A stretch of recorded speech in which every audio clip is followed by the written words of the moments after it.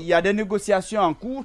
Il y en a qui sont favorables à des sanctions, des lourdes sanctions d'ailleurs, contre la Guinée, mais particulièrement les membres du CNRD, et d'autres qui pensent que non, au regard de la situation très fragile dans la sous-région, qu'il fallait manager le président, le colonel Mamadi Doumbouya. Donc, ils pensent que le président Ouattara pourrait jouer un rôle majeur, et pour cela, il faut l'aider à obtenir ce qu'il veut aussi.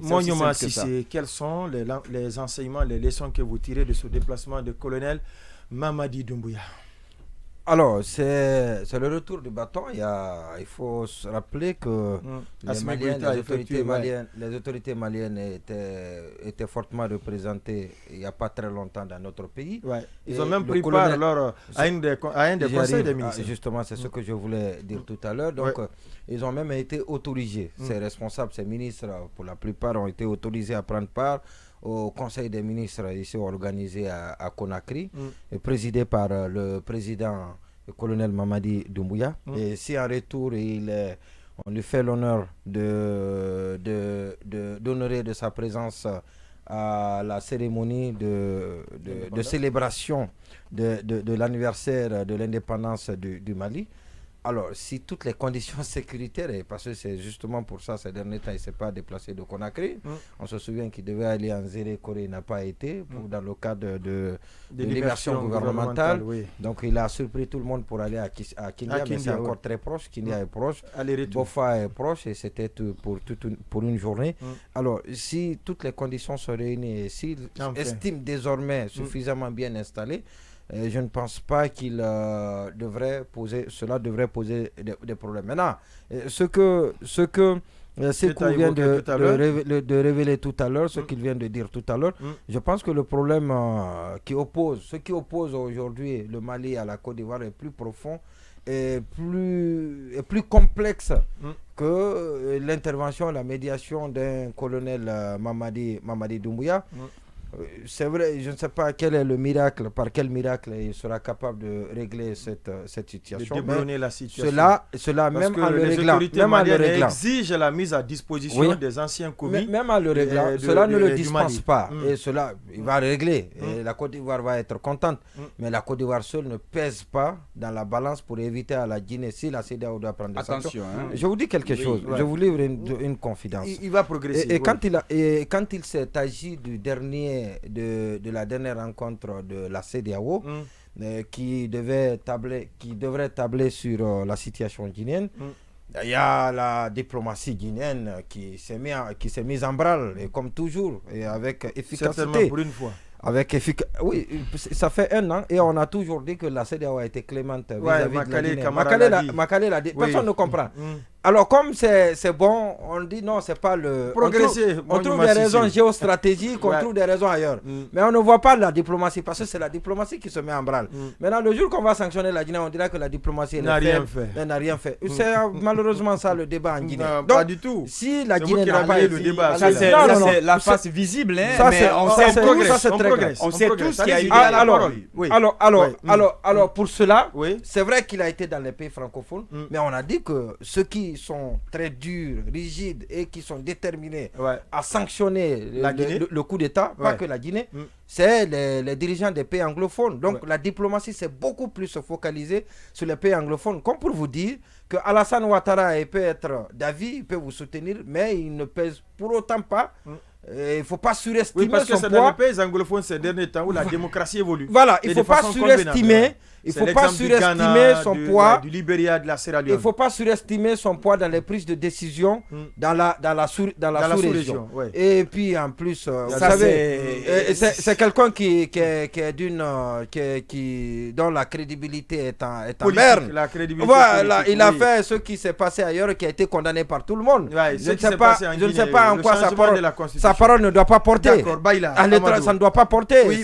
C'est monsieur, voilà. Votre analyse. Donc qui embassit ses opposants, ce déplacement, qui met sous pour cloche raffermir les liens davantage, ou tout au moins que chacun essaie de conseiller l'autre afin de résister face à d'éventuelles sanctions, s'il y en a devant la CEDEAO? Oui, en tout cas, c'est vrai que le hasard, je ne sais pas d'ailleurs si c'est un hasard, en tout cas le calendrier fait que ce voyage arrive au moment où justement le Mali et la Guinée vont être l'objet du prochain sommet extraordinaire. Maintenant que le premier voyage du colonel Mamadi Doumbouya à l'extérieur du pays soit au Mali, cela n'est pas surprenant au vu non seulement de l'histoire, mais aussi au vu des événements récents. Des derniers développements de l'actualité sociopolitique entre les deux pays. Entre les deux pays, exactement. À plusieurs reprises, quand même, le colonel a réitéré son soutien, comme on appelle. Ils ont d'ailleurs, les deux colonels, ont réitéré leur soutien mutuel. Et maintenant, je dirais que c'est un pari sur l'histoire, par exemple, des 49 soldats. Si le colonel Doumbouya arrive à obtenir quelque chose comme leur libération, ça sera quand même une victoire diplomatique pour lui et pour la Guinée. Parce que c'est quand même un problème aujourd'hui. C'est devenu une épine. En échange avec les sanctions qui pourraient naturellement tomber contre la Guinée, c'est ça? Non, moi je ne viens pas. Ça pourrait jouer en notre faveur, mais ça sera déjà une façon pour lui de se donner un certain prestige au niveau de l'espace. Et je me dis, d'une certaine façon, il a peut-être ses chances. Il a peut-être ses chances parce que je pense que quand même le Mali l'a réitéré dans le communiqué, par exemple, qu'ils ont fait lorsque la CEDEAO a levé les sanctions. Ils ont réservé un paragraphe entier pour remercier le colonel de ne pas avoir fermé ses frontières. Et donc, je pense que le colonel, est en plus du fait que ce sont des frères d'armes en quelque sorte, et qu'ils ont des relations personnelles, je pense que ce sont des choses qui peuvent peser dans la balance, qui peuvent aider le colonel à obtenir, comme on appelle, la libération de ces détenus. Et sur le dernier point, je me pose la question parce que je n'ai pas la réponse là à l'instant, mais il me semble que les décisions du sommet de la CEDEAO se prennent à l'unanimité. Donc si un président comme Ouattara met son veto, ça compliquerait une possibilité. Oui, exactement. Là, je vais revérifier ce point-là, mais en tout cas, c'est quelque chose qu'il faut prendre en compte. Oui, je dirais peut-être que le président... C'est la majorité. Le colonel... Ça dépend du texte. Non, les autres se rallient, mais le souhaitable, c'est je me demande si ce n'est pas par consensus. Voilà, c'est ça. Si ce n'est pas par consensus. Oui, mais au début, il y a des discussions, il y a des dissensions. C'est-à-dire, à un moment donné, il y en a qui ne sont pas d'accord, mais ils se rallient. Ils se rallient, voilà. Justement, c'est ça. Pourtant, on nous a dit que, par exemple, les sanctions n'avaient pas été prises, justement parce qu'il n'y avait pas eu contre la Guinée, parce qu'il n'y avait pas eu... C'est pas à l'unanimité, c'est pas à l'unanimité. Alors, je me dis que peut-être le président burkinabé aussi aurait donné le ton, le signal, parce que depuis que c'est Daniba, la première des choses à dire, c'est que... Il a effectué plusieurs déplacements. Oui, plusieurs déplacements, alors que... C'est une des transitions les plus faciles à gérer par la CEDEAO. Oui, alors que le colonel Doumbouya... Non, même ça, il y a des opposants, il y a des... Les plus dociles aussi, les plus dociles. Mais on n'en parle pas. Quand vous prenez... La géométrie variable, l'appréciation de la gestion de la transition dans la sous-région par la communauté internationale. Non, ça dépend de l'attitude des dirigeants vis-à-vis de la communauté internationale. Et on trouve vis-à-vis le président de la transition, vis-à-vis de la puissance coloniale et vis-à-vis de certains... Non. On va... Oui, je disais donc que Daniba qui est venu et qui a commencé à voyager, je ne parle pas de Goïta parce qu'il y a eu d'abord coup d'État avant même que le cas de la Guinée n'intervienne. Mais pour le cas de la Guinée, par exemple, le colonel qui est venu bien avant, le président burkinabé, et qu'on a vu se déplacer des derniers temps sans aucun problème.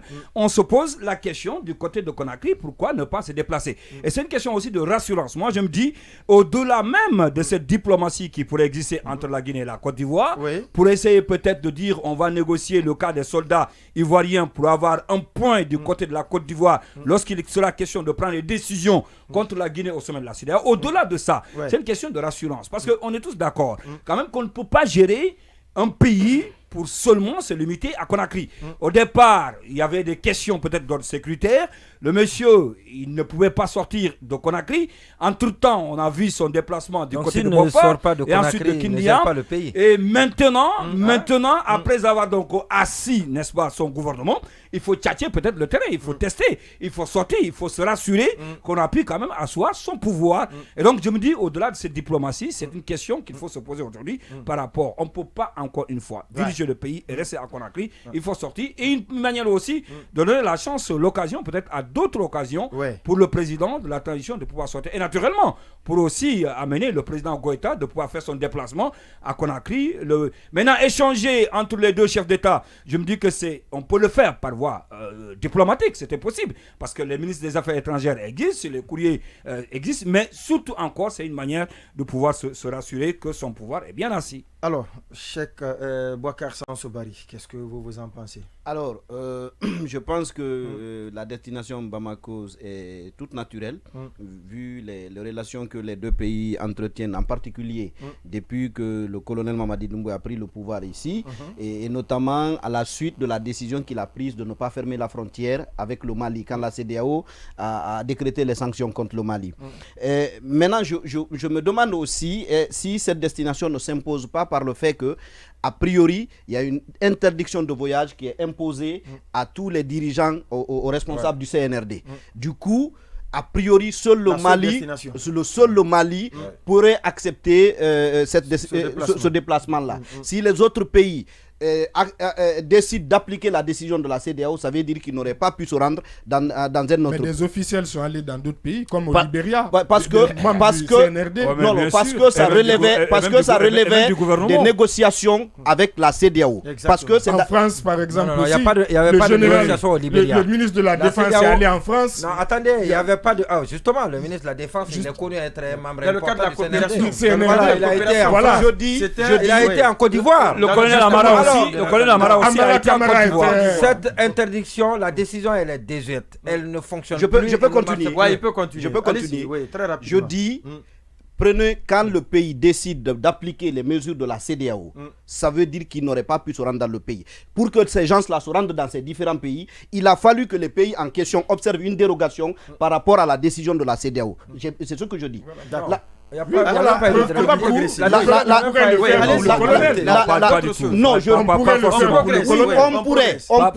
on pourrait, ça reste du non, je dis on pourrait, ça reste du conditionnel. C'est pas dire que c'est fait.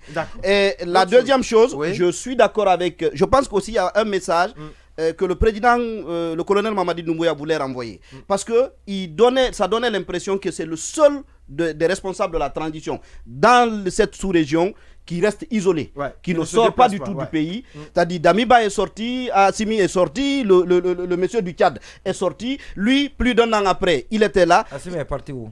Assimi Goïta. Il est même allé. Il s'était même rendu en Turquie. Oui. Invité. Non, je dis, c'est lui seul qui n'était pas sorti. Je dis, c'est le colonel Mamadi Doumbouya. Il faut se rassurer. Emmanuel Macron. Oui, voilà, je dis, c'est le colonel Mamadi Doumbouya seul qui n'était pas sorti du pays en un an. Donc, il avait besoin lui aussi de sortir de cette singularité-là, de sortir un peu du pays. Maintenant, pour ce qui est des liens avec une possible libération des 46 soldats ivoiriens, je pense que récemment j'ai écouté sur RFI que la Guinée avait été impliquée dans la libération de 3 femmes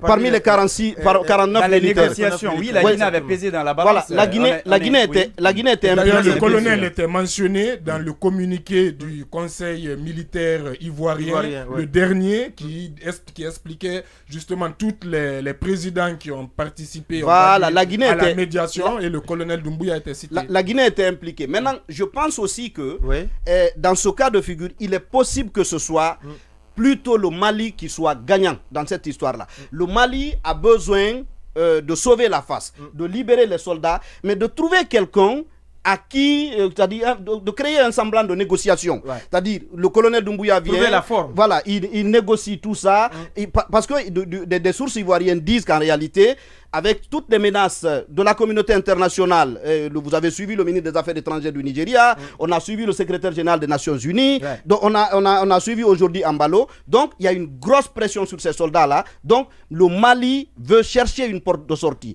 Et le colonel Mamadi Doumbouya offre cette alternative-là. S'il vient, c'est avec quelqu'un qu'il s'entend. Voilà, on va toujours dire que c'est celui-ci qui a négocié. Ce premier déplacement de colonel Mamadi Doumbouya, vous voulez placer une... Non, j'ai vu les images tout à l'heure du départ, du cérémonial de départ de Mamadi, et j'ai vu floquer sur l'avion République du Mali. Après, c'est honteux. C'est regrettable. C'est honteux pour nous Guinéens. Ce qu'on peut demander au colonel, c'est pendant sa transition, de nous doter d'un avion. Même si l'achat de cet avion aussi ou d'une compagnie, carrément. Suscité beaucoup de polémiques du côté du Mali. On se rappelle encore. Il faut le faire dans la transparence. Mais c'est important que nos présidents se déplacent maintenant dans les avions battant pavillon guinéen. C'est important de le dire. Alors, on va progresser, on va s'intéresser à ce cadre du dialogue qui est mis en place par un décret du colonel Mamadi Doumbouya. Hier, on a suivi le Premier ministre, Dr Bernard Goumou, qui a annoncé les